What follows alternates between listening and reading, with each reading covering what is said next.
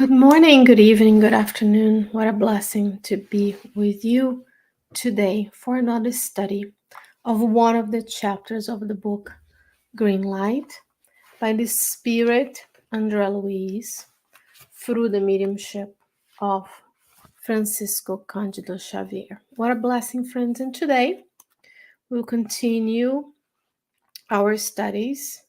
Last week we talked about managers and leaders, and then duty and work, and today profession. So how are we to fulfill our duties at work with the things with the work we are ask God to do, the places we go for work, our professions, our jobs, and our duties. So Andrea Luiz says, put here a caption so whoever is joining us later knows what we're talking about. Andrea Luiz will say, your profession is a privilege and an apprenticeship. So, first sentence, it's a privilege to have this ability to go out in the world, to learn something, and be able to put that in practice to the betterment of everyone. Not only we're fulfilling the law of work in the Spirit's book, right?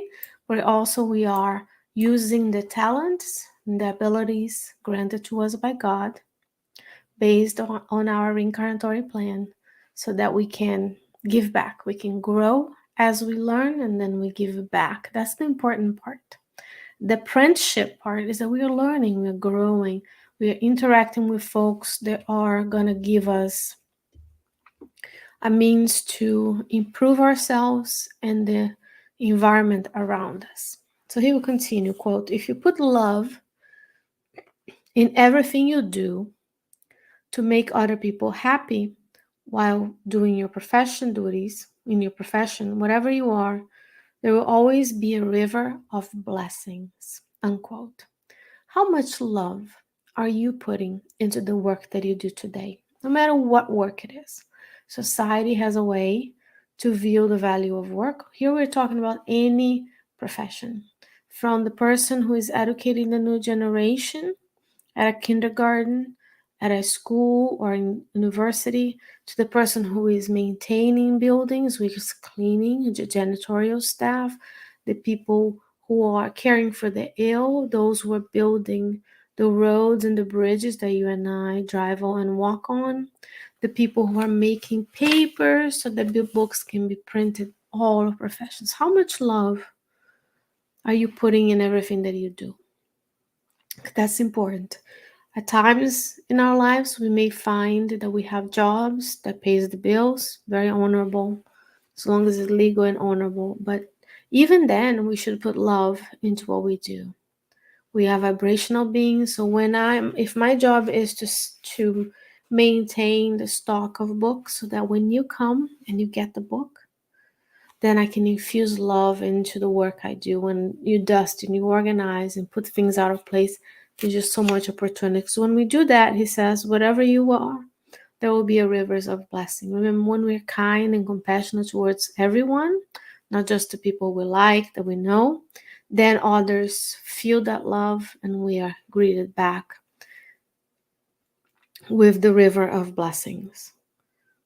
Because when we are kind to people, we also are being observed by our spirit mentors, by their spirit mentors and guides, by their spirit friends, so we make the spiritual alliances and friendships. There's a different article for a different day that you can find in the Spiritist magazine. Now, he's going to continue this teaching. Quote, your client in any situation is similar to a tree that produces fruits in your benefit. It always gives back according to what it receives, unquote. Have you ever had the experience of calling somewhere or going somewhere where the service wasn't quite? And then maybe we were upset. So when you are a client and you don't receive the quality work, you tend to give back the low quality retribution or acknowledgement. So that's why when we serve, because we can only control what we do. When I serve others, my clients, and I feed them love, I can cultivate that love back. But if I'm hostile, if I'm unavailable, if I don't do a good job, then that's what I'm going to get back from those who I'm serving. He continues, quote, all tasks properly done are a step forward to being promoted. So every single thing that we do, of the care and love that we put on it, is an opportunity for us to move forward in the scale of our own evolutionary path. In everything that you do, by doing the tasks that the Lord has given to you, you are showing your spiritual portrait. And that, unquote, that's the beautiful thing. So when we are tasked with the opportunity of caring for the new generation, for our homes, for our material possessions, for the health and quality of life of our neighborhood, when we are fulfilling the little duties of everyday life, each and every all of those acts will become the portrait of us. How are we infusing with each and every action the love that each and every moment deserves? Remember, to be in this moment right now alive is a blessing. It's a concession from God. We asked to be here. We are redressing our mistakes. We're meeting folks that we know from previous lives, and then God granted us this opportunity. So every single little second, millisecond, minute, and hour matters. And that's the portrait of you collectively, the sum of all of those actions. Quote, if you try to improve yourself by improving your work, then you can be sure that work will give you a better life. So when we give to the work rewards us. And we're not saying just a physical better life when you have more things, a better salary. That might be the case. But when we serve others the way we would like to be served, then we can spread the kindness that we wish to see around the world. But it starts with you and I. We can only change our own way of being in the world. Slow, little by little, we can move towards being what we want to be, the resplendent being that Jesus sees in you and I. And in these moments of transition on the planet, we wanted to ensure that we can sow seeds of light, seeds of peace with everything that we do. Because the world needs understanding and care right now. So it's important that you and I can sow those seeds of peace, kindness everywhere we go. The essential formula for your success is not how much you distribute, but the way you decide to serve. So that's how you and I decide to present ourselves in the world. Because we can do 10 tasks on our task list, indifferent to the task, or we can infuse kindness, love, compassion, understanding each and every one of those tasks, and then we decide to serve in a different way. Because we do have, even within the law of labor, we also have the law of society, right? We are here to interact with one another. Even in the law of labor, when we talk about rest, which we all need to because we are in a physical body, but we need to change seeing just work as the place we go for our profession, because any useful activity is work. Any useful activity is an opportunity for us to put in the love, infused with love and care, and see each and every place, even leisure time that we spend, as an opportunity to serve others. As we go, not just being served, because we're not here on vacation, right? We are here to redress, to learn, to grow, and to improve. Every time we complain about anyone, we are creating obstacles in our own pathway to success. How many times do we complain? We complain about the traffic. We complain about the drivers. We complain that we are late. We complain about the parking.